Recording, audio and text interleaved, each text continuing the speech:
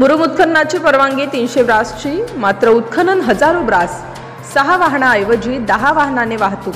तालुक्यातील मौजे रुई येथे 300 ब्रास मुरुम उत्खननाची परवानगी असताना महसूल विभागाशी हातमिळवणी करून हजारो ब्रास मुरुमाचे उत्खनन सुरू आहे। याकडे वरिष्ठांचे दुर्लक्ष होत असल्याने शासनाचा महसूल बुडत आहे। याकडे जिल्हाधिकारी यांनी लक्ष देण्याची मागणी होत आहे। धनोडा येथे पैनगंगा नदीवरील पूल जोडण्याचे काम सुरू आहे। याकरिता मोठ्या प्रमाणात मुरुमाची आवश्यकता आहे।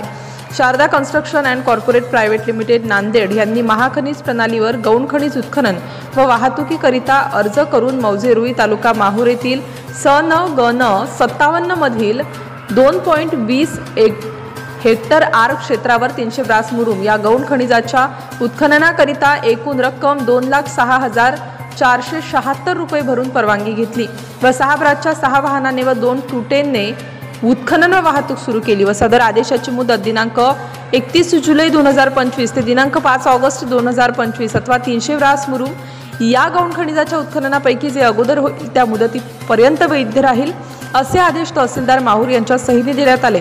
मात्र प्रत्यक्षात घटनास्थळी परिस्थिती वेगळीच आहे।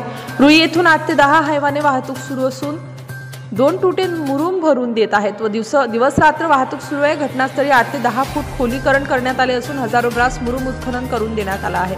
संबंधित तलाठी मंडळ अधिकारी यांनी संबंधित लिलावधारक यांना देण्यात आलेल्या बारकोडयुक्त पावती पुस्तकांचा वापर संबंधितांकडून केला जात असल्याची वेळोवेळी तपासणी केली।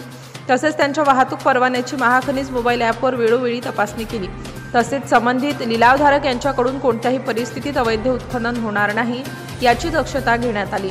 याची सर्वस्वी जबाबदारी कोणाची? माननीय जिल्हाधिकारी नांदेड यांनी चौकशी करावी अशी मागणी होत आहे। नवराष्ट्र माझा, अंबादास मुक्ते, माहूर। नवनवीन घडामोडी जाणून घेण्यासाठी नवराष्ट्र माझा या आपल्या YouTube चॅनलला लाईक, शेअर व सबस्क्राईब करा। धन्यवाद।